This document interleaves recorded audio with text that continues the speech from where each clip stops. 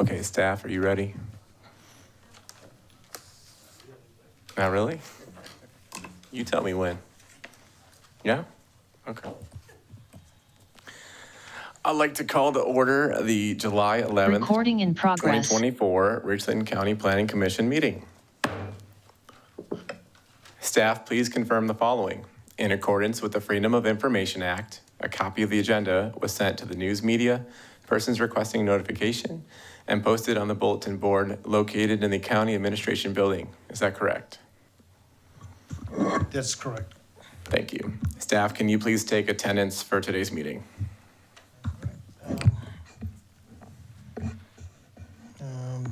Attendance for the Thursday, July 11th, 2024 Planning Commission. Yonke, Here. Frierson, Johnson, Duffy, Metz, Durant, Here. Taylor, Search, Here. Grady. Here. All right, we have a quorum. No quorum. Thank you, staff. Ladies and gentlemen, welcome to the July 11th, 2024 Richland County Planning Commission meeting. As planning commissioners, we are concerned residents of Richland County who volunteer our time to thoroughly review and make recommendations to County Council. Our recommendations are to approve or deny zoning map amendment requests. Per Title VI, Chapter 29 of the SC Code of Laws, Planning Commission may also prepare and revise plans and programs for the development or redevelopment of unincorporated portions of the county. The county's land development code rewrite process last year is an example of this, as well as the comprehensive plan we'll be looking at in the future. Once again, we are a recommending body to County Council, and they will conduct their own public hearing and take official votes to approve or deny map amendments and text amendments on a future date to be published by the county. The council typically holds zoning public hearings on the fourth Tuesday of the month. Please check the county's website for updated agendas, dates, and times. Please take note of the following guidelines for today's meeting. Please turn off or silence any cell phones. Audience members may quietly come and go as needed. Applicants are allowed up to 2 minutes to make statements. Citizens signed up to speak are also allowed up to 2 minutes each. Redundant comments should be minimized. Please only address remarks to the commission and do not expect the commission to respond to questions from the speakers in a back and forth style. That is not the purpose of this meeting. Please no audience speaker exchanges. No audience demonstrations or other disruptions to the meeting are permitted, nor are comments from anyone other than speaker at the podium. Please remember the meeting is being recorded. Please speak into the microphone and give your name and address. Abusive language is inappropriate and will not be tolerated. Please don't voice displeasure or frustration at a recommendation while the Planning Commission is still conducting business. If you have any questions or concerns, you may contact the Richland County Planning staff here below. This moves us on to number 3 on our agenda, which is additions or deletions. Are there any motions for additions to or deletions from the agenda today, commissioners? We'll also deal with any motions to amend the agenda, staff. Oh, yes, sir. Yes. Guess it's kind of your own choosing, but we have a duplicate under the road names. So it will be the second and the third road names that are in your packet. I'm sorry, they don't have page numbers, but those are duplicates. But I believe our addressing coordinator, Ms. Alfreda Tendo, has handed out to you one of the correct ones. So your approval or disapproval of the road names should include the latest attachment that she provided to you. Okay, thank you, staff. Make a motion to approve this page. I think to accept that into the record for under road names. Okay. All right, so as chair, I'm going to make a motion to accept this additional page of road names. I guess under the, should I read out the tax amendment, map amendment number? Do I identify it? Aberdale? Aberdale, thank you. Thank you. All right, I'm gonna make a motion to accept the proposed Aberdale subdivision into our agenda for today. Do we have a second? Second. Thank you. A second from Commissioner Durant. Can we have a vote, please, staff? Okay, those in favor of the additions, deletions to the agenda? Yonke, Aye. Johnson, Durant, Aye. Sirks, Grady. Aye. Motion passes. Thank you, staff. We'll move us to number 4 in the agenda, the approval of minutes from prior meetings. The staff provided the commission with copies of the transcripts of the commission's May 2024 and June 2024 meetings. Do any commissioner members have any comments or concerns regarding these transcripts? Okay, hearing none, the chair would like to make a motion to approve the minutes for both May 2024 and June 2024. Do I have a second? Second from Commissioner Johnson. Staff, could you please take a vote?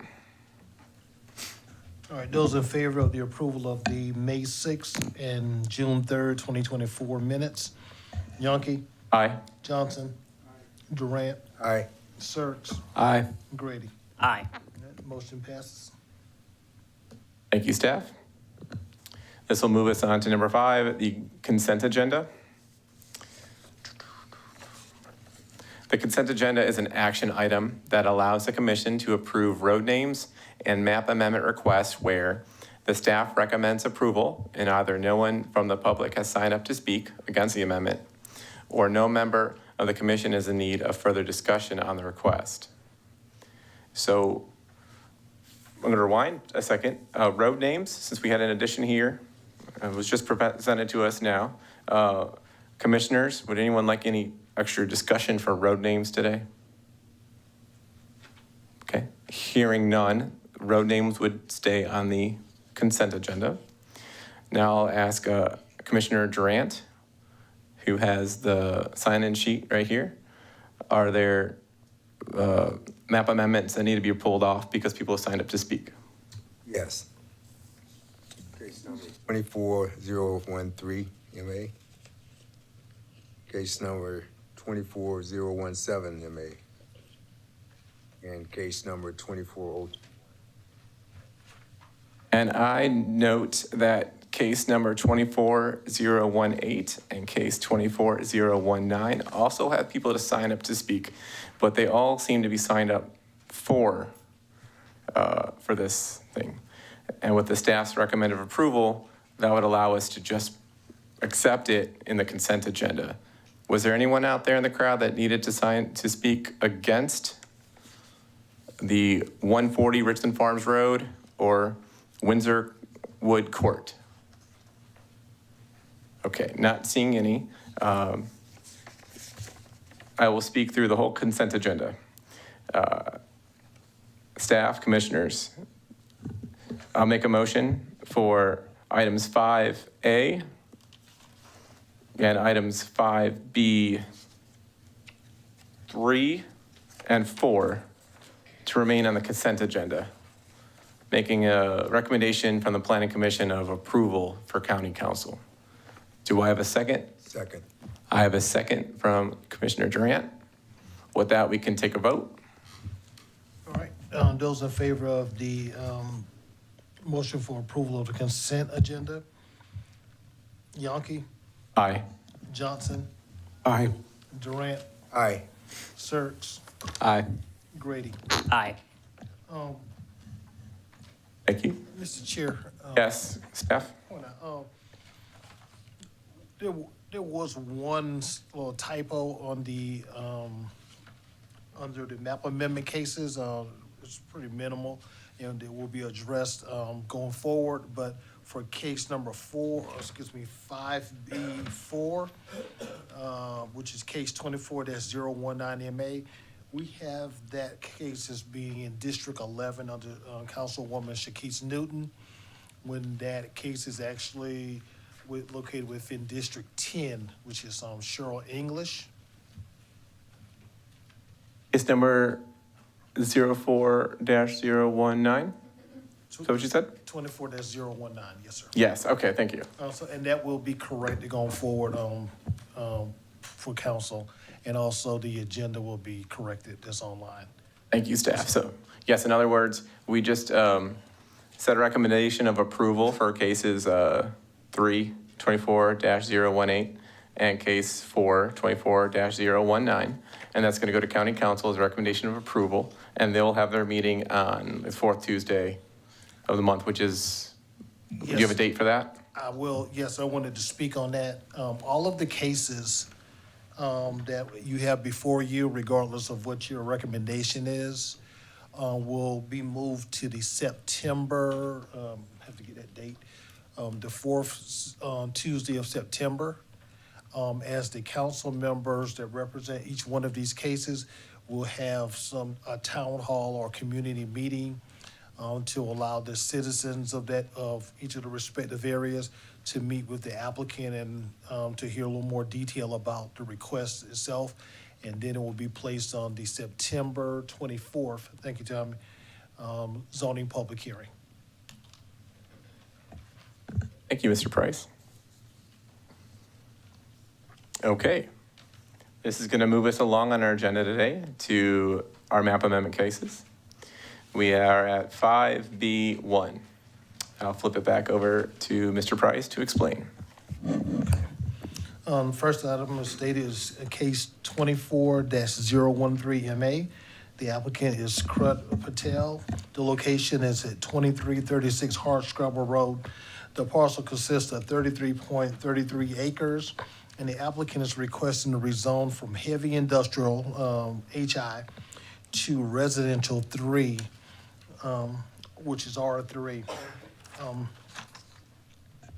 Staff recommends approval of this request. We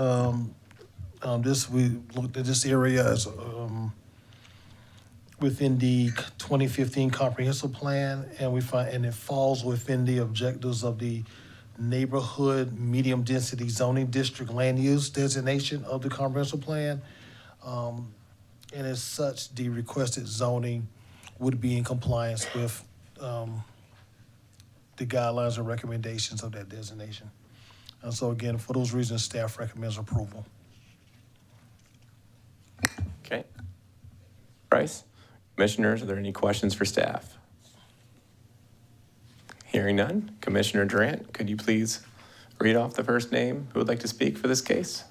The applicant? Representing the applicant is Brian Doby.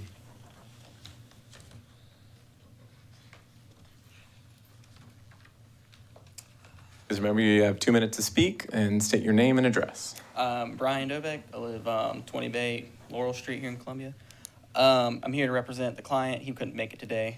But like has been said, we're just looking to rezone it from heavy industrial down to R3, which we believe is more consistent with the surrounding area, the adjacent neighborhoods there.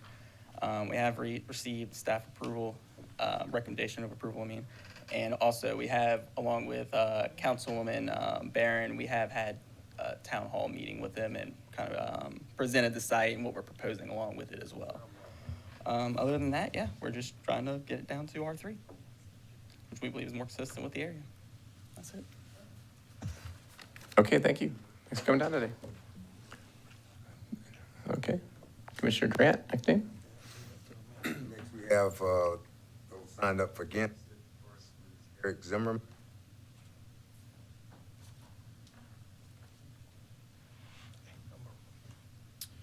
Eric Zimmerman, 237 Coldwater Court, Lexington, South Carolina. I'm here representing Weston, South Carolina Industrial Properties. We are writing in opposition to the requested rezoning of the above parcel from heavy industrial to R3. Our affiliated company, Weston South Carolina Industrial Properties, LLC, is the owner of an adjacent parcel located at 209 Flint Lake Road, which is zoned heavy industrial. We are very concerned that changing the zoning of this object property to allow residential use will adversely affect our market value and also our ability to lease our property currently and in the future. Weston has made substantial investments in Richland County. We currently own 22 assets within the county, We feel that the industrial zoning classification is very important to our business. We believe that the proposed change of zoning for the subject parcel would result in a use that is not compatible with neighboring properties. Thank you. Thank you. Next, we have, and I apologize ahead of time for mangling this name, I think it's Ronald Swindle.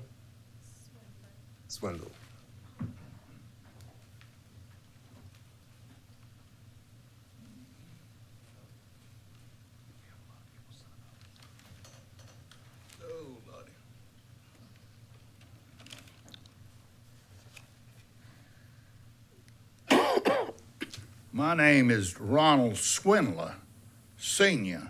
I live at 2330 Hardscrabble Road. I've been living here for 75 years. The traffic is so bad, I can't get out of my driveway. They've been widening Hardscrabble Road for 8 years, and it looks like it might be 8 more years before they finish it.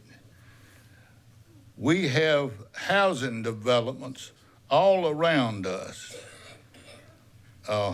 Hardin Road, Rabin Road, Hardscrabble Road, LeGrand Road. They build more houses, they will have 2 or 3 cars at each driveway. Please do not change the zoning. Leave us some trees where we can breathe some air.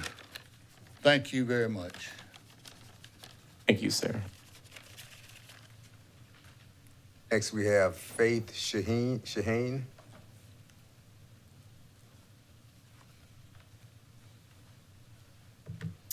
Hello, my name is Faith Sheehan, and I live in North Springs neighborhood, and I also have family members who live over on that Hardscrabble, William Hardin area, and I also work over in that area as well, and that I agree the traffic is very bad as it is, and the widening of the road has not been completed yet.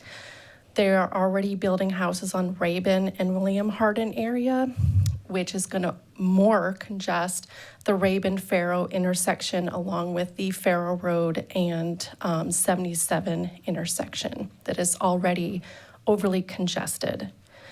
So I feel that adding this and potentially putting housing or apartment buildings is only going to create more issues with the roads in that area and the traffic patterns that are not already suitable for what is existing. The Clemson Road and Killian Road, and with the Scout coming in, that whole interchange area is well over congested at the moment. So I feel that this, again, would just continue that. My recommendation is that when eventually the Hardscrabble Road is completed, that a new traffic pattern survey is done to reassess the area and have a better understanding of how those traffic patterns are working, because they're already too congested as they are, and there is no widening of Rabin Road at the moment either, and there's no widening of William Hardin to account for the additional traffic that will already congest the area. Thank you.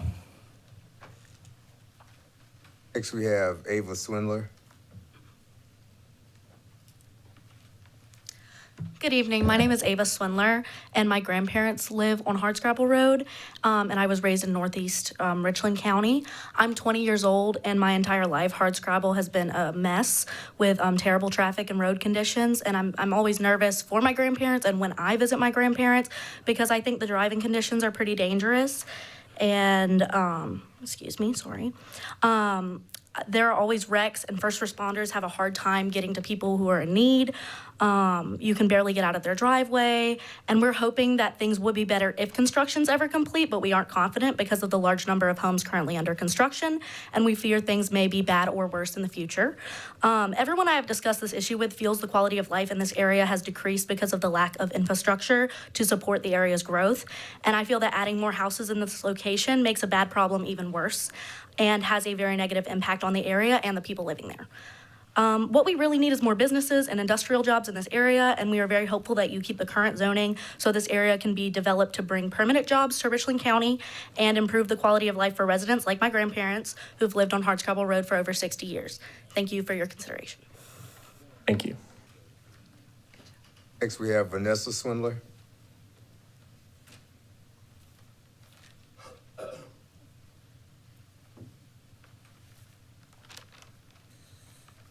Good evening.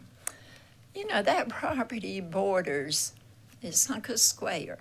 It borders Farrell Road, Hardscrabble Road, William Hardin Road, and Rabin Road. There's always already Farrellwood on the left, lots of homes. There's a huge trailer park down William Hardin Road. When we leave, and the railroad track also borders this property, which makes it perfect for industrial, not homes. When we try to leave our driveway, we cannot turn left. We have to go right, go down William Hardin Road, turn right on Rayburn Road to get back to Farrell Road. If we're on Two Notch Road, we come down Rayburn Road, there's no way to come William Hardin because when you get back to Hardscrabble, you cannot get out. We have to go all the way down Rayburn Road to Farrell Road to the traffic light, come back up to Hardscrabble to get back to our home. There's Ridgeview High School up that road. There's Rice Creek Grammar School up that road. Lake Carolina, if you know how many homes are Lake Carolina, multiple businesses. A lot of people come by our house off 77, get into Lonnie B. Nelson School. We highly recommend keeping it industrial. We feel like there's enough homes in that area. Traffic is so congested. We really feel sorry for people that go to the dollar store there on the corner of William Hardin and Hardscrabble. There's lots of accidents there because they try to fight their way out to get into Hardscrabble Road. Flint Lake Road, it does already have industrial there, which borders this property too. I agree with this guy back here. It would be feasible to leave that little bit of property for something industrial instead of more homes and more cars. Thank you, ma'am. Okay. I do appreciate you. Did we need her name and address again? Yes. Come on down. Vanessa Swindler, 2330 Hardscrabble Road. Thank you so much. Or anyone else sign up to speak? Commissioner Durant, for this property? There's not. Thank you. Commissioners, this map amendment is now open on the floor for discussion. And if there's any new questions for staff, Chairman, yes, Commissioner Johnson? one comment I think the second speaker raised, just want to make sure, correction. Mr. Price, under the zoning district summary, no more than, in written type, it says 12, in parentheses is 6, but if I do the math, that comes back to 198, which would be 6 per acre. Yes, sir. The R3 zoning designation allows 6 units per acre.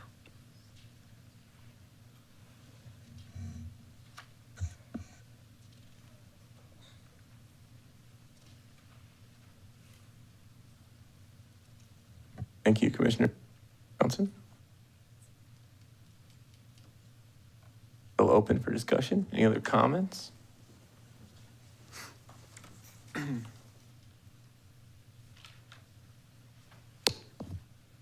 Mr. Chair, Yes, Commissioner Sirks.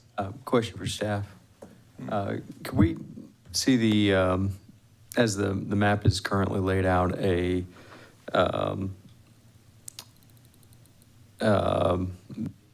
map of the current zoning? I'm sorry, I meant on the GIS.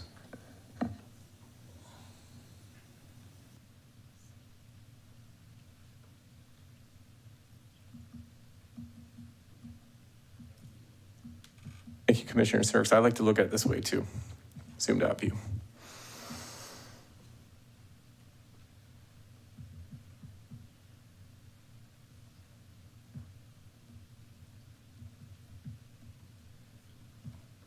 Any further discussion or a motion is welcome as well.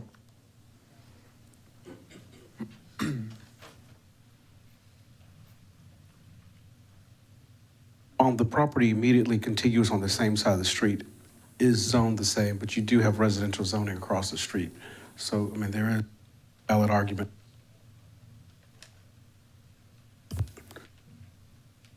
Residential use. Yes. Thank you, Commissioner Johnson.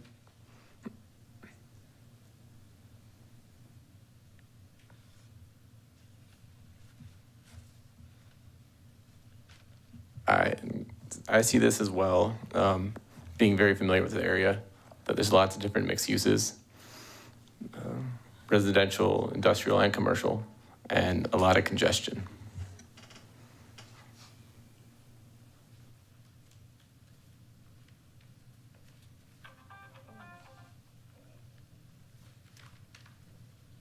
It is good to note the railroad track that goes straight through there as well, cutting through the property, or touching the property.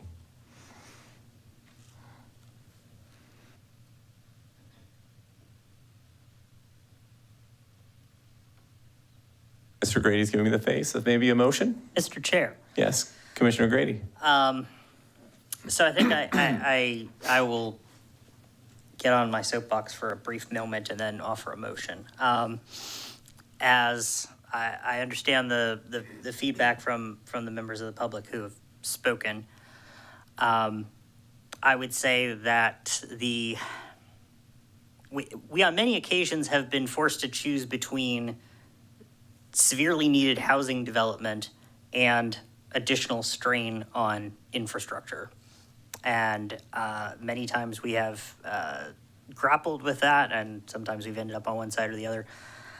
I would say that we are, as commissioners, required to follow the comprehensive plan as approved by County Council as written.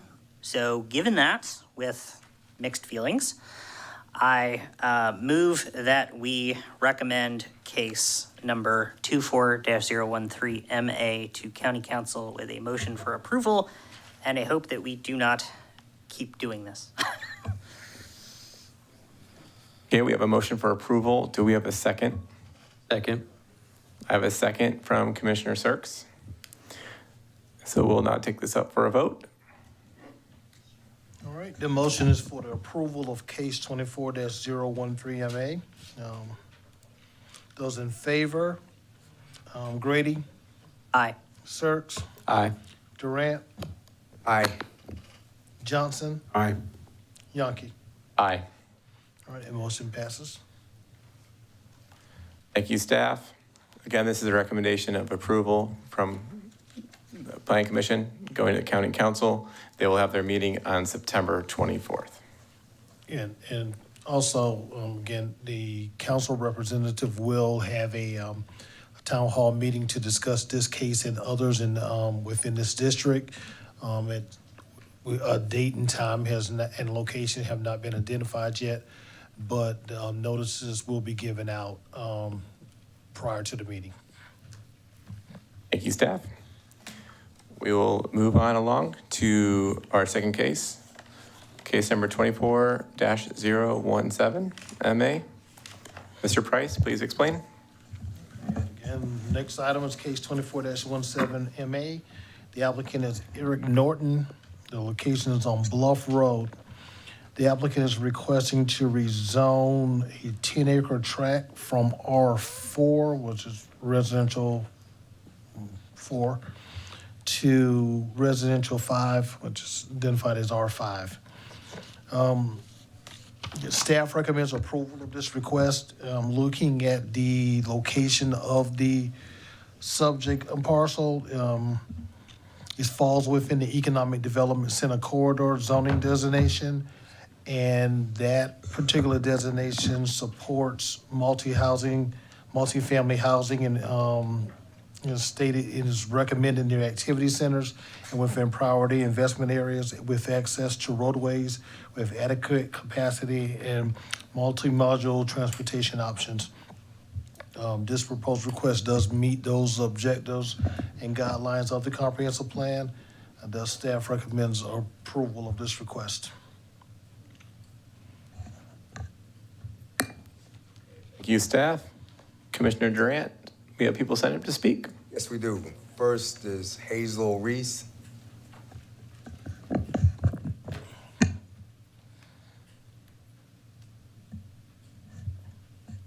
Commissioners, I will give you time to ask questions to staff. I notice I usually ask that. This is the applicant. Good afternoon.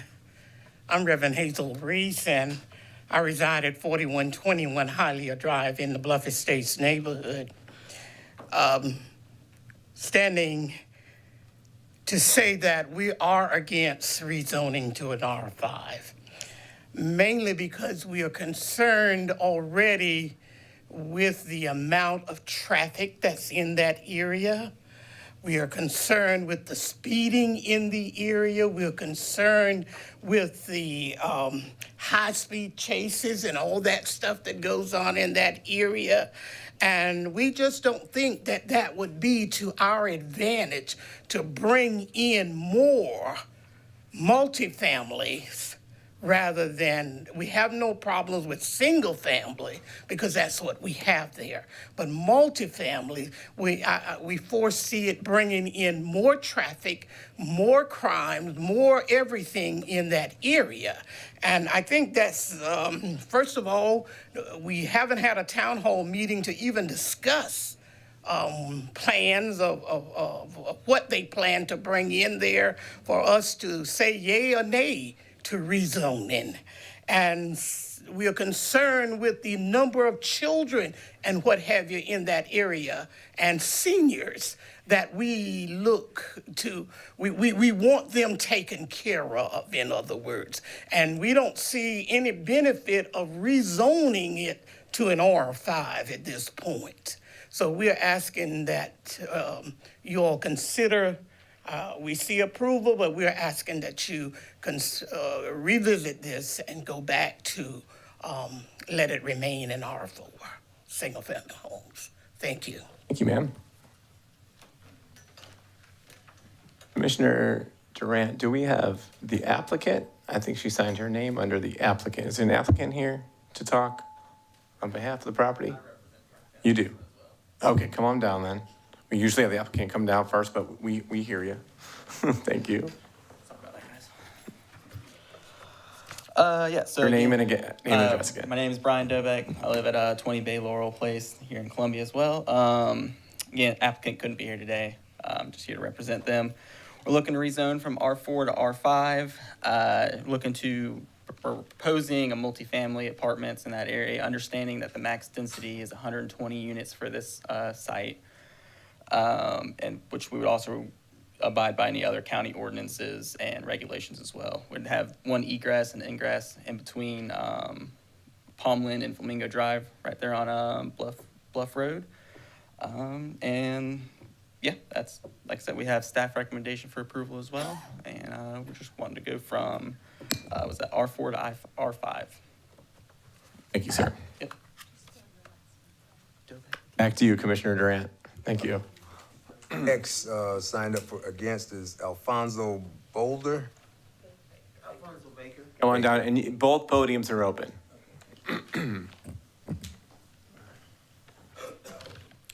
My name is Alfonso Baker. I reside at 2601 Flamingo Drive, Columbia, South Carolina. Rezoning a single-family residential area to a multifamily residential area can have significant impacts on property values, and my concern are the negative impacts. The effects often depend on various factors such as local housing market, community perception, and the specifics of the rezoning plan. I have been a resident of Bluff Estates community for nearly 55 years, as are most of the residents that are being impacted by the Pacific partial that is requesting to be rezoned. You may argue that the rezoning of the subject area to multifamily developments can provide more affordable housing, options, addressing housing shortage and making housing accessible to a broader range of people. However, I can affirmably attest there is no shortage of affordable housing in our neighborhood, as the State Housing Authority owns quite a few of abandoned houses, unoccupied, unkept homes, and subject surroundings in the unincorporated community. My petition today is that you deny the approved zoning from R4 to R5. Neighborhood character. Rezoning, number one. Rezoning can alter the character and the aesthetics of a neighborhood, potentially leading to community pushback and a sense of loss among a long-term residents like my wife and I. Number two, traffic and parking. Increased density could result in more traffic congestion in the already heavily congested Bluff Road area, which might deter some potential buyers. Number four, infrastructure strain. Higher population density can put additional strain on local infrastructure such as roads, schools, and public services, potentially requiring costly upgrades. Number four, potential for overdevelopment. Without careful planning and regulation, rezoning could lead to an overdevelopment, reducing green spaces and negatively impacting the environment. This is the most important concern because the subject area in question is the neighborhood largest and only green space left, and diminishing the privacy of our homes currently owned. Rezoning from a single family to a multifamily residential can have a profound impact on property values in the community. Thank you, sir. Yes. I'll let you have one final point. Yes. Wrap it up. I like to give people a chance to wrap up their thought. I'm Yes, sorry. Go I was ahead. trying my best. I appreciate you. Yeah, in conclusion, while you may think that rezoning offers development, it also poses challenges that need to be carefully managed. Community involvement through planning and addressing potential concerns are crucial for ensuring that rezoning benefits the area and its current residents first. Thank you, sir. Appreciate you. Mr. Chair, I'm sorry. I think Yes, we have- Mr. Price. No, they didn't sign up, but I think we have one more person who would like to speak on this request. They We have- didn't sign in the sheet, but Okay. they requested to speak. Okay, we have people still signed up to speak, right? And then we will add that person to the list. Thank you. Go ahead. Next, we have, I think it's Charles Stoops. Brooks.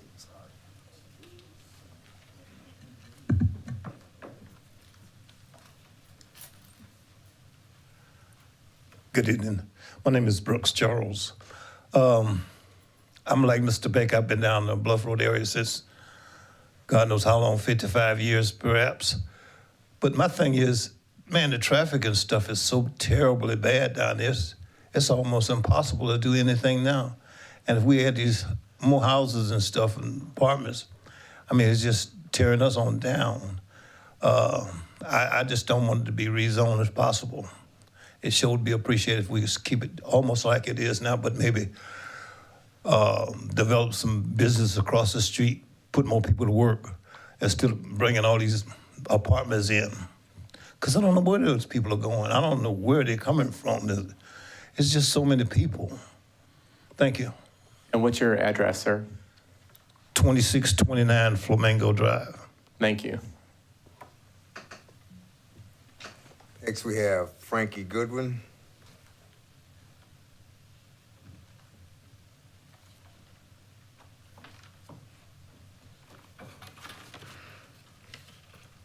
My name is Frankie Goodwin, and I reside at 2633 Flamingo Drive.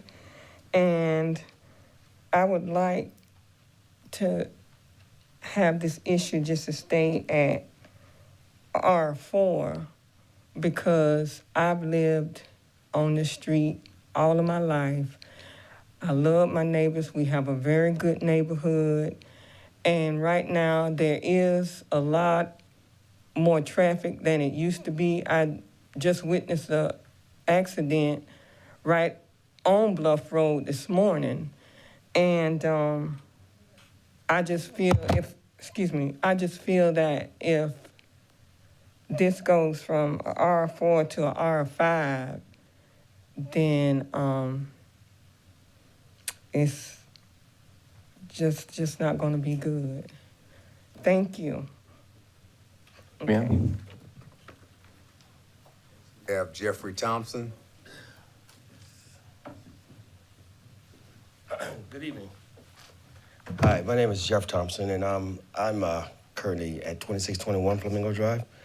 I've been there my entire life, and I'm 57. I've been there 54 years since the inception of the neighborhood. There is, I don't want to harp on a bad thing, but there has been a very, very large increase in traffic there. It's coming from the fact that going further down Bluff Road another mile and a half, you have a bunch of new buildings or manufacturing plants that's going up, which is terribly increasing traffic. Traffic begins now at 4 o'clock in the morning. That once you start at 7, 8 o'clock. So, and it goes to late in the evenings. And it makes it difficult to get out of Bluff Estates now because of so much traffic going back and forth. And that's constantly throughout the day. And I wouldn't like it to see it stay at R4. Bringing in additional multifamily homes, yes, I mean, single families would be great, but not multifamily. It would definitely tear the traffic up.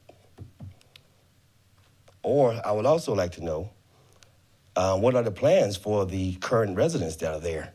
Are they planning on doing any enhancements in a neighborhood beautification project? Actually introducing any grants that could be used for the elderly there? I mean, you got to also think about the elderly that's been there for their entire life. So I would like to know more about what you guys are going to do for us there, as well as just inconveniencing it. Thank you for your time. Thank you, sir. Ms. English is going to have a meeting for this before the September 24th, whatever our recommendation may be. Any other names? No. So one additional name then? Mr. Price, someone who came in late, who want to come on down? You can come on down. Just state your name and address slowly so we can write it down for the record. Can you write it down? Thank you very much. My name is Darrell Jackson, and I live at 608 Motley Road in Hopkins, South Carolina. I am a lifelong resident of the Bluff Road area. I represent this community in the South Carolina Senate. I also serve as the pastor of the Bible Way Church of Atlas Road. Grew up right across the street in the Eastway Park neighborhood. I have watched the development of this area. I think the concerns that the citizens are bringing to the forefront are very, very valid. And the reason, and I'm not against multifamily homes. As a matter of fact, our church is have developed a senior community, multifamily homes, and we have a 200 waiting list of seniors who are waiting to be there. But the difference is that this project is in the midst of a community. It is right in the midst of a residential community, unlike what we're doing on Atlas Road, which is on Atlas Road behind a gas station, behind right next door to a school. The other difference is what happened on Atlas Road got the buy-in of the citizens. The citizens on Atlas Road did support that. There were hearings before we actually asked for the project. What concerns me is that this project has a plan, and then it wants to share its plan with the people that live in the neighborhood without asking them how it impacts them. And think about where it lies. It lies in the midst of a residential neighborhood, not on the outskirts. You have to go into that neighborhood. The last thing I would say is that that space was green space. It was once donated, if I'm not mistaken, by the late Burrow Manning so that the community could enjoy it. It has since been taken back, and I think Mr. Manning would probably turn over in his grave to think that multifamily housing would be in the place where green space was intended. Thank you. Thank you, sir. Excuse me, Mr. Chair. I believe we have one more person who would like to speak. Come on down. State your name and address. Good evening. My name is Inga Black. I reside at 2629 Flamingo Drive. That's my father, Charles Brooks. I was born and raised in that community. To piggyback on everything like the senator just spoke about, that's in the midst of a neighborhood. It's not on the outskirts, in the midst of it. If anything, bring some single homes in there to help enhance that community. There's a lot of issues going on in that community, in that area. If anything, bring somebody to help enhance the houses that got boarded up, There's a lot of boarded up homes in here. Get these grants to help get these people into the community. Don't bring a multifamily community in there. If anything, bring single family that's gonna bring people in there that's willing to buy, not continue to rent, but to buy who's gonna upkeep the neighborhood. We need to improve the neighborhood, and that to me is gonna take it down because it's gonna bring more traffic. You done forgot about the neighborhood itself that needs to be worked on. We need to try to figure out what can we do to better that, improve that area, and that's not gonna do it. Single-family home would be better, or leave it like it is, but not no apartment building in the middle. I've never heard of that, to bring an apartment building in the middle of a neighborhood. So, yeah, it would not be good for the traffic. We need somebody to come in and to help improve the neighborhood. We got a lot of investors out here buying up property that not even in our community. They don't care about our community. They just want money. They don't care about the people. It's all about the money. Let's care about the people sometimes. Thank you. Anyone else out there didn't get a chance to speak that would like to? Okay, this is now open on the floor for discussion as well as questions for staff, since I missed that earlier. Sure. Yes. Couple of questions for staff. Staff, what do we know about the City of Columbia property bordering this area? Is it going to R4, R5?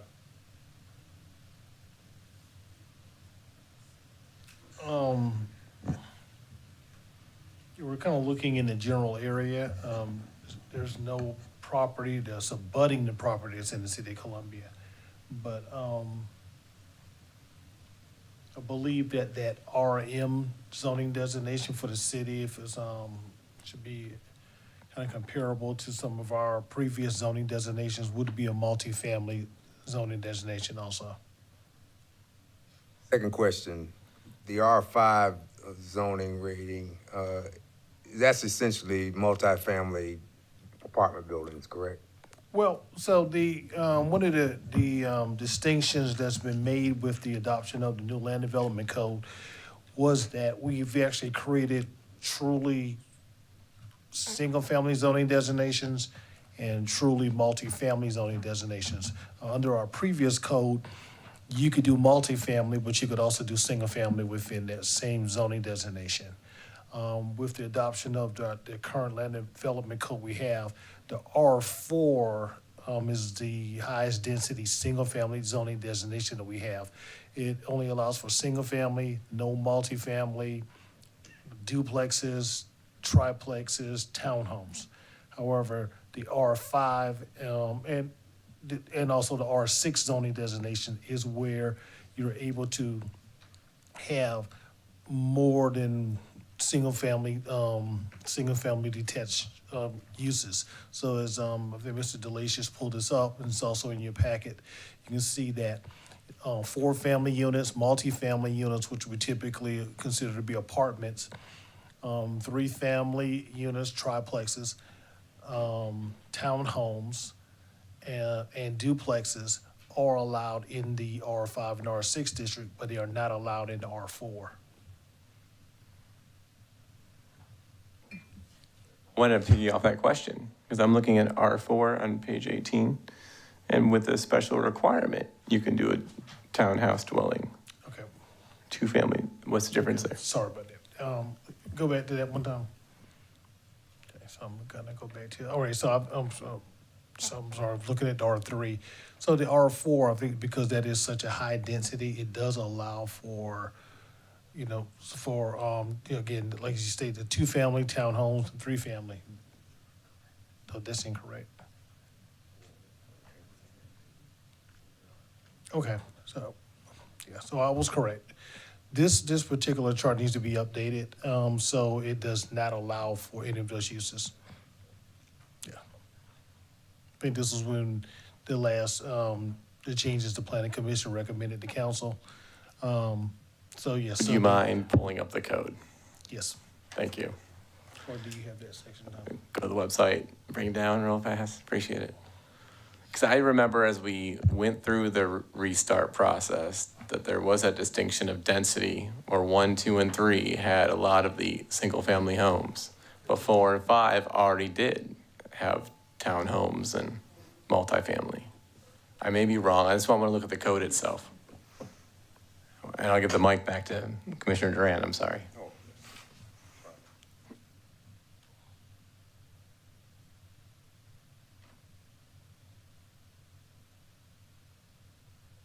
So as you're looking at it, it is the R4 that only allows for the single-family detached. It does not allow for the 2-family townhomes, 3-family, or multifamily or 4-family units.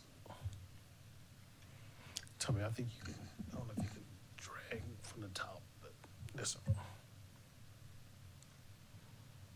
Yeah, it doesn't allow it. Thank you for clarifying that. Yes, sorry.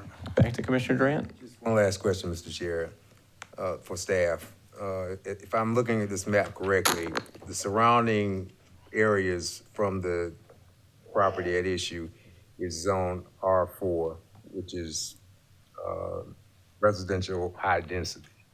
Yes, sir.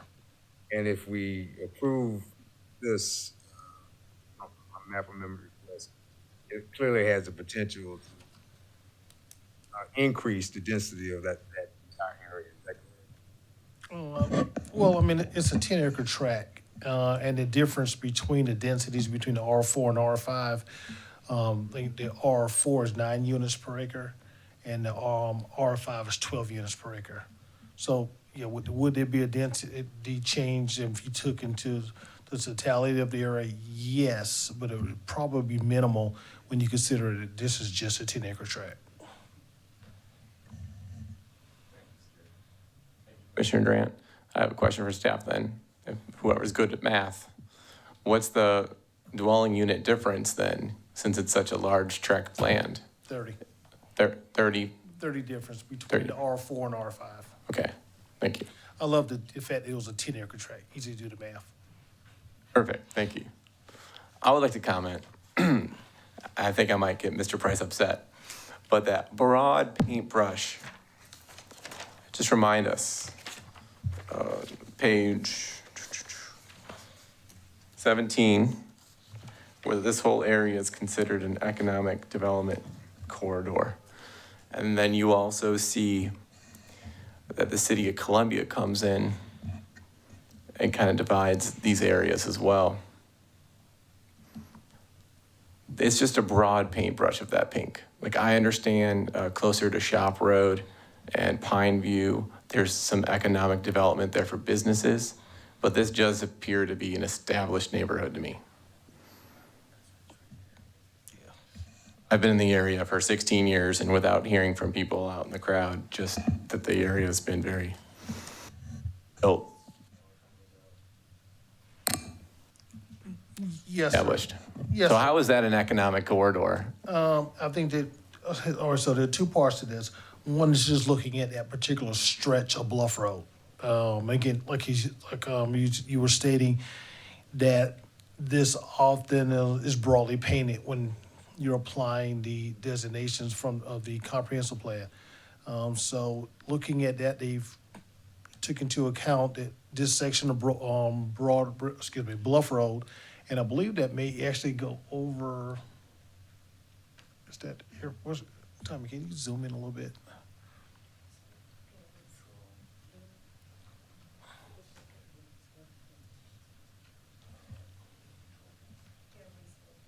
Yeah, and it kind of goes to Air Base Road. So that area, there's a lot of manufacturing in those areas. So it didn't go parcel by parcels where it actually peaked out what was residential.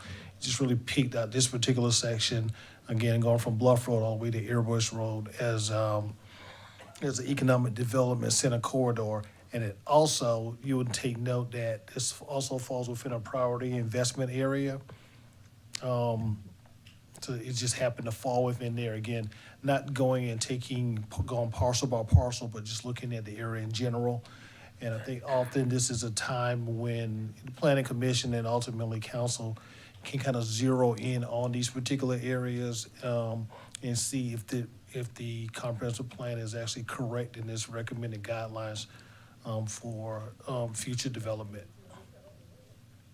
Thank you, staff. And as you explained that, I noticed how there's some areas across the county where there's priority investment areas that overlap with a community or neighborhood. But this one appears to just be a priority investment area, not that it's specifically like a neighborhood node, like the Lower Richland Boulevard area. Others that you see in the Northeast. Okay, I want to pass this to my commissioners. Comments? Motions?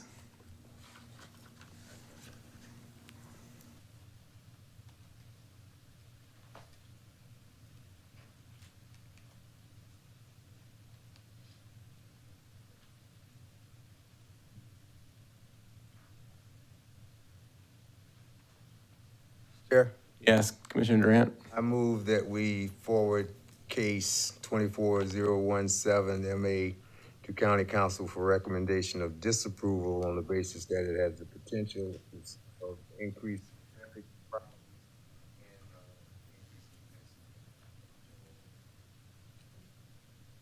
Thank you, Commissioner Durant.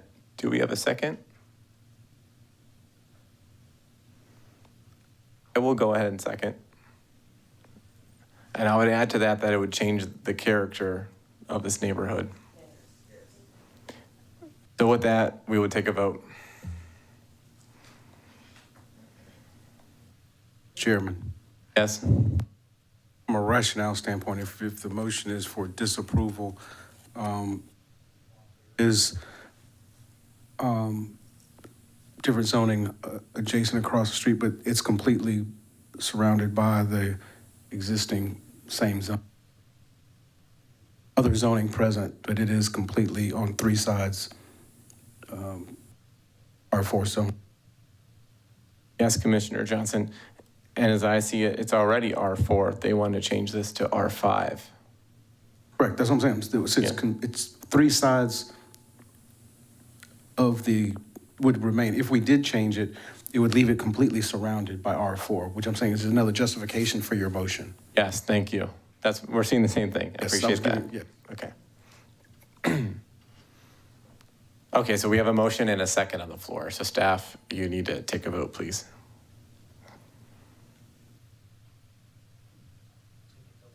Thank you. We have a motion for the disapproval of case 24-017 MA.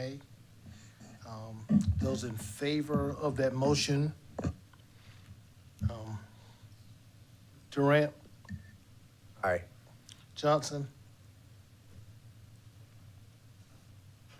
Aye. Sirks, Nay. Grady, Nay. Yonke. Aye. So that motion passes 3-2 for disapproval. Thank you, staff. We do have a quorum, so that is our recommendation today. Yeah. That will go to September Yeah. 24th And also- after a neighborhood meeting. Yes. So And so Councilwoman English will be reaching out to all of the residents and the people in the area to hold a town hall meeting to allow the applicant to come in and maybe discuss further their project and for the community to get additional questions that were not addressed here, or maybe this wasn't the appropriate area to address. And more than likely, it will be held at the Bluff Road Park. We just don't have a date and time for that meeting. staff, someone who spoke mentioned something about it being designated open space at one point. I would like to know if we have any history on that for other parcels in the future.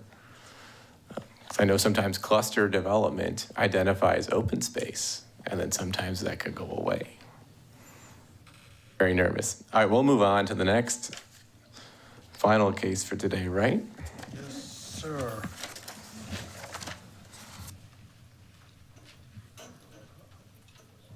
In our agendas, we are on 5B5, case number 24 Okay. dash 021 MA, and we could take our time getting started to allow our friends to exit quietly, please, and have your conversations outside the door. Thank you. All right, I'm going to get started. Our next case is item 24-021MA. The applicant is requesting to rezone 83.75 acres from light industrial, which is M1, to R4.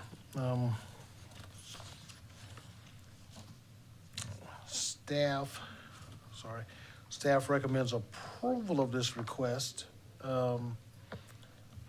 Very similar to previous rezoning requests in the area, and also similar to what you had previously.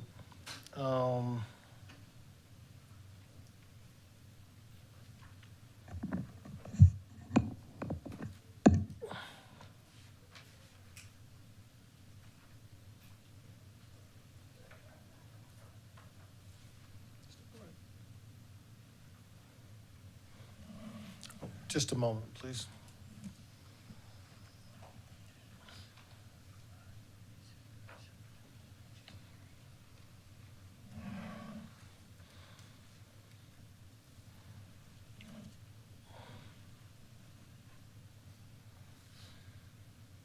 George's name.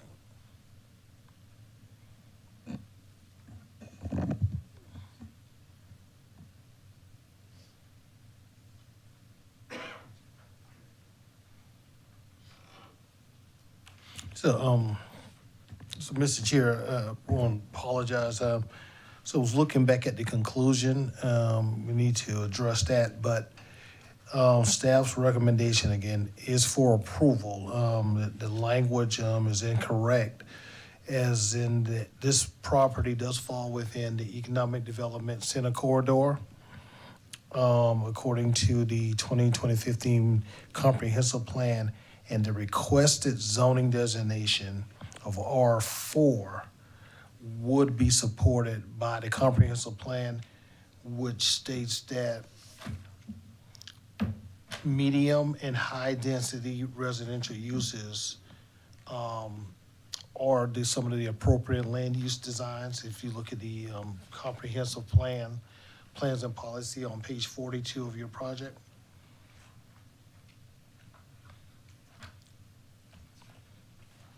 So again, for those reasons, staff recommends approval of this request.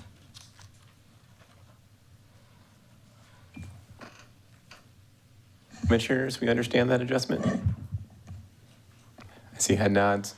All right, thank you. Okay, Commissioner Durant, do we have anyone signed up to speak? Yes, we have one person, I think Doug Garnberg. Is there anyone to speak for it? The gentleman that was presenting. We did have a name that was an applicant, but it looks like it was scratched out. Yeah, I want to say it's, she may have spoken, I'm not sure, I think it was the applicant may have walked out. Come on down, tell us. You have the floor for 2 minutes. Your name and address, please. Thank you for the opportunity to speak. My name is Douglas Gamberg. I live at 238 Ida Lane, adjacent to Hardscrabble. There is a present development by D.R. Horton, which is R3, which is in the stages of completion now. I don't want to reiterate the same tune that's been sung all night between development density and infrastructure inadequacy, but there definitely is a disparity that exists on Hardscrabble Road. It's a cut through from Fair Road to 21, Highway 21. You cannot get on 21. They're speeding around there. I mean, just all of the things that I could reiterate that's already been said tonight, and I understand your position trying to weigh the infrastructure inadequacy with the development density. I don't object to the rezoning from mixed use, but I do object to the density of R4. We're talking about the difference between 6 units per acre and 9 units per acre, which may sound inconsequential on the surface, but when you have a traffic pattern study at 2 to 3 vehicles per home or per unit, it does make a difference, and we're already strained to capacity on Hardscrabble Road. Coming out of, I live on a loop, which is Ida Lane and getting out of Ida Lane onto Hardscrabble, you risk your life every time you try to make a turn. And so I'm pleading with the commission to take into consideration that there already is an R3 development going on that's going to have about 200 units on it. This is adding additional units next door to that. And I feel like that R3 certainly would serve the purpose of the developer, and the R4 simply adds more value for the development. It's a matter of additional income, but it's certainly going to hurt our neighborhood and our community. Thank you. Thank you, sir. Anyone else? Commissioner Durant? No. Okay. Commissioners, any questions for staff or any comments? Discussion? Chair? Ask Commissioner Grady. Question for staff. So I was looking at the comprehensive plan, and under the list of recommended land uses, multifamily housing is listed, but single-family housing is not, and an R4 designation would be single-family homes. So I'm curious, is that an error in the comprehensive plan, or clarification would be helpful?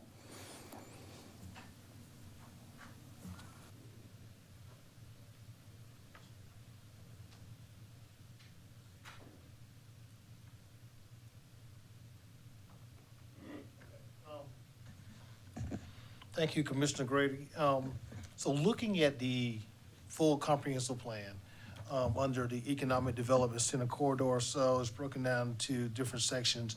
So under the land use and character, and I'll kind of read the first sentence at least. Concentrated areas of high-quality employment facilities integrated with or adjacent to complementary retail and commercial uses and/or medium and high-density residential uses. So just kind of looking at just that, doesn't specify multifamily or single-family. It refers to medium and high-density residential uses. And also, under the existing zoning districts of similar character, it identifies the single-family medium density and single-family high density as zoning designations that would help meet the recommendations of that Economic Development Center corridor. Okay, I did see those, so there appears to be some inconsistency, but obviously we're about to consider a rewrite to the plan, so we can bring that up at that time. So obviously, so I will stipulate I was not here in 2015. So I will ask a question, and hopefully staff can opine on this.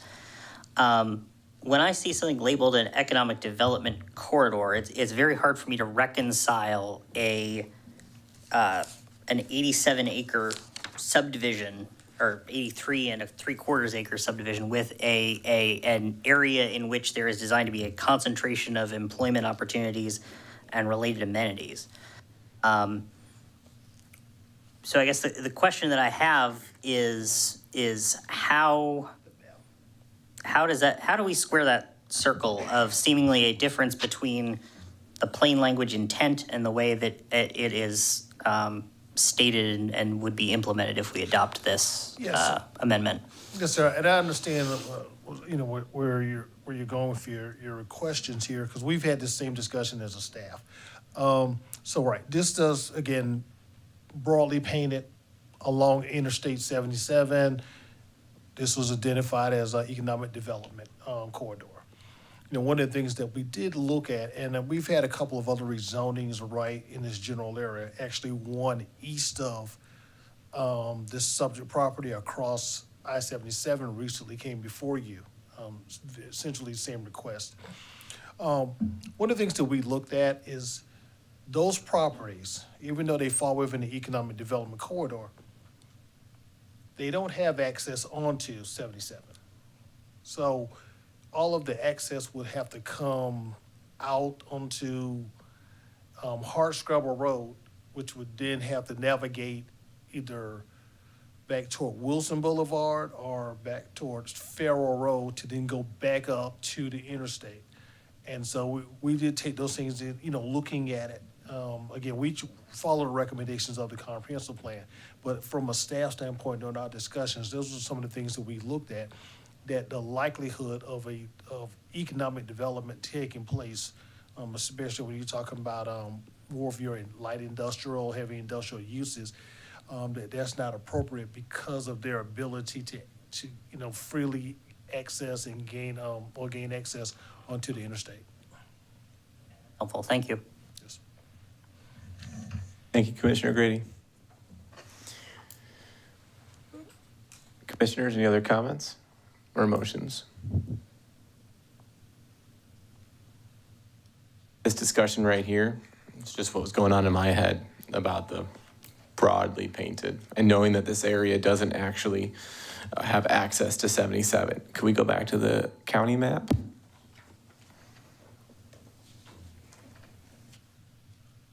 Also, staff, are we looking at the newest imagery?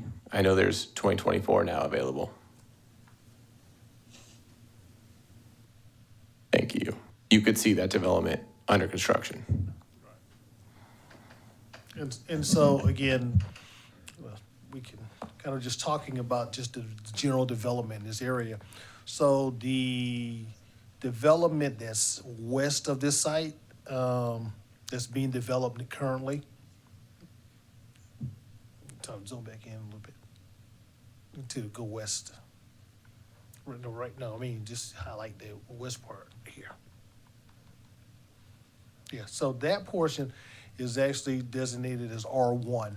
And so when this particular request came before the Planning Commission, our recommendation was for denial because we felt it didn't meet the recommendations and the guidelines of the comprehensive plan for a parcel in the economic development corridor. However, this was one, I guess the applicant felt would be something that they could get a rezoning for. And so they actually, we call underzone, underzone this development. However, the parcel that is east of the parcels that we have before you today that are on the other side of 77, which kind of mirror it, those came in and asked for the R4. And we did make a recommendation for approval for this particular request.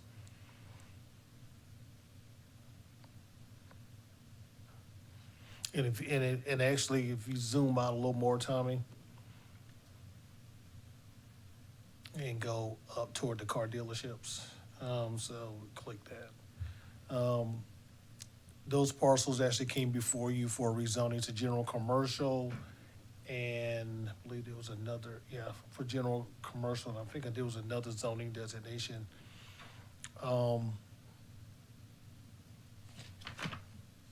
Yes, staff, what happened with those? Those were approved. Council approved them? Yes. Yes, the council approved those in that area and we do have plans submitted for the development of that site. A lot of townhomes, which would be permitted through the, is it general commercial on there? Yeah, through the general commercial zoning designation.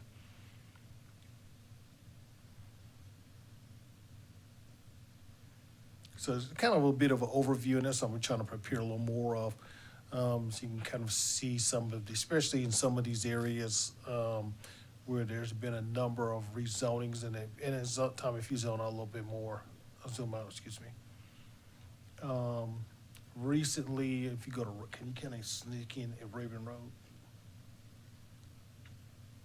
If you remember, we just recently had a rezoning off of Raven Road to go to R5 also. So there's been a good bit of high density development in the in this area recently, especially from a rezoning standpoint. Thank you, staff. If I may have time for some comments. I see this area as a pretty complicated spot, especially as we're zoomed out. Like if you zoom back into Killian Road to the property that was approved by council, that area has access to the freeway, being on the south side. We've had many requests for the north side of Killian as well. But it felt like it had a different feel to the neighborhood, different characteristics. So then when you scroll south to where we are today, 77 acts like a boundary.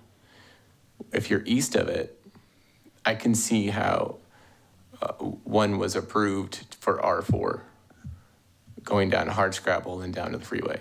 It's denser looking to me. But there is a natural, again, being familiar with this area, once you go under the bridge of 77, there's a more of a rural neighborhood characteristic as you continue to drive. What is that, Wilson? If you go west? Along Hardscrabble, going toward Wilson, going along Hardscrabble toward Wilson Boulevard. And so even that parcel that Mr. DeLage has, the mouse over is part of a planned development designation that was done a number of years ago. I want to say maybe 2004 or 5. It goes back a good bit. That was designated for a mixture of high density and medium density development along there.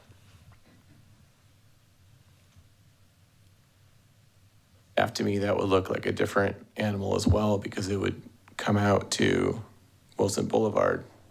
Yes. But again, back to the one that's in question today, is tucked right next to 77, but there's no access to it, already touching a very busy Hardscrabble Road, and then going to this side that I've seen naturally less dense.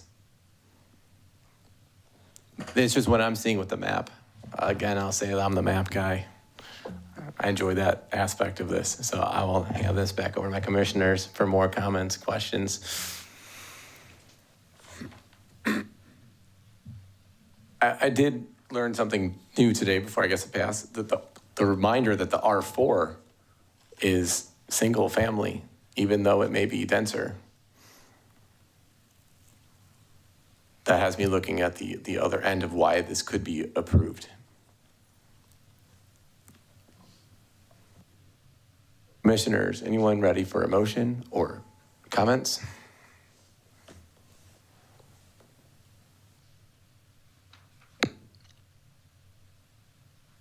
Mr. Chair. Yes, Commissioner Sirks. This time I'd make a motion to forward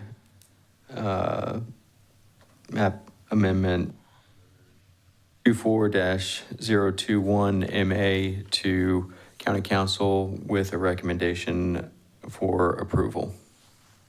You have a second? Second. We have a motion for approval and a second. Staff, would you please take a vote?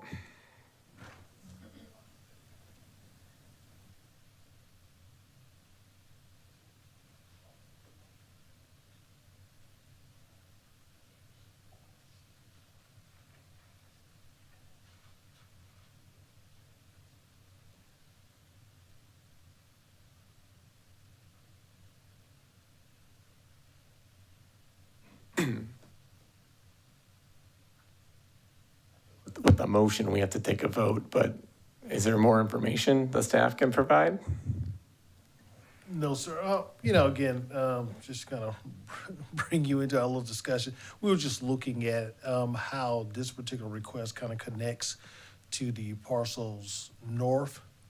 But from a connectivity standpoint, there is none other than just the fact that they happen to have the same property line borders because of the Crane Creek that runs between those, so there won't be any ability for connectivity for roads or for the development to allow access to go out to that portion of Killian Road.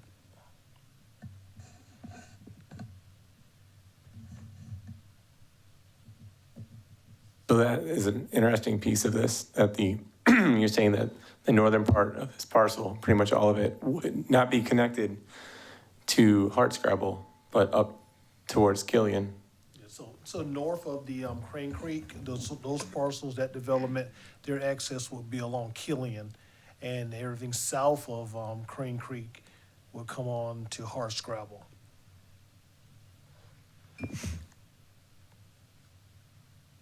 Thank you, staff. Let's turn on these environmental layers as we go too before we get to the motions, because that probably helps me. With the motion on the floor, I think we need to take a vote. So we have a motion for the approval of case 24-021 MA. Those in favor of that motion? Sirks, Aye. Durant, Aye. Grady, Nay. Johnson, Yonke. Aye. So the motion passes 4-1. A recommendation of approval, September 24th, county council meeting, but they're gonna have a, what are we calling this? Town hall. Town hall, thank you. And that now concludes item number 5 on our agenda today.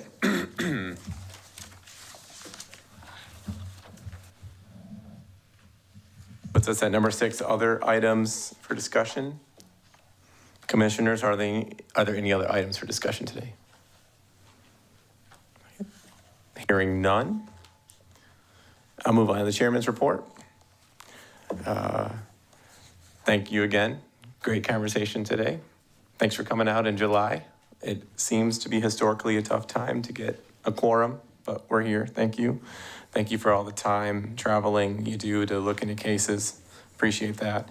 It's still heavy on my heart to try to plan a commissioner's retreat this year / training, because I always walk away from them learning a lot more.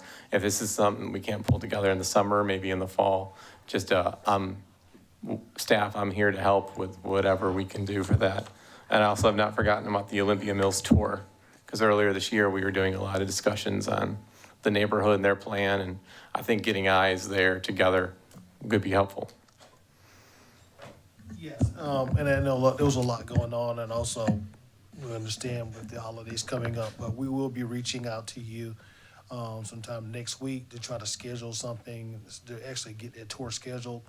We're just hoping to capture as many planning commission members as we can for the trip. So we'll send out a couple of dates and times. I mean, I guess right now could ask is there a preference for the planning commission members, at least the ones that are here, morning or afternoon or even the evening? Is there a preference for any of you?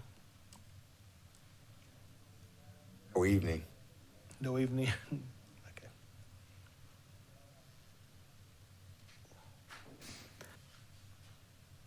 I'm pretty flexible throughout the day, depending on the date. Evenings would be preferable for me.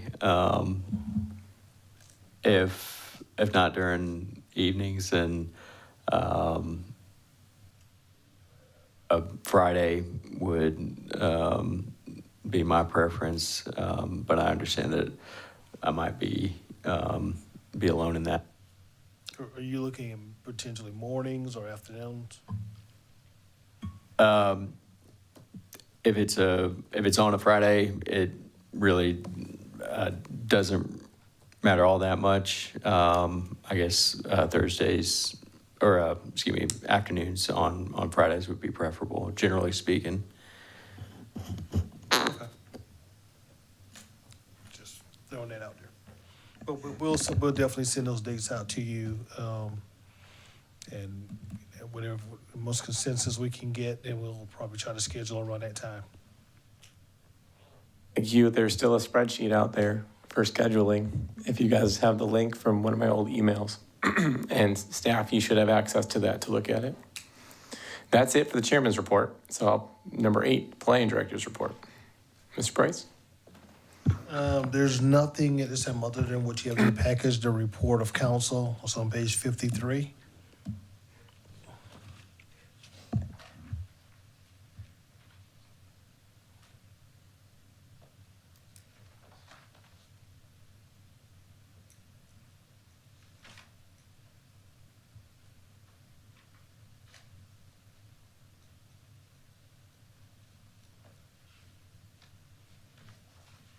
The county council did some approvals and some deferrals. Looks good. Anything else, Mr. Price? At this time, no, sir. Okay. With that, we would move on to item number 9, which is adjournment. So the chair would like to make a motion for adjournment. Do I have a second? Second. Got a second from Commissioner Durant. We could do a roll of hands. It's unanimous. All right. Thank you, staff. Thank you, commissioners.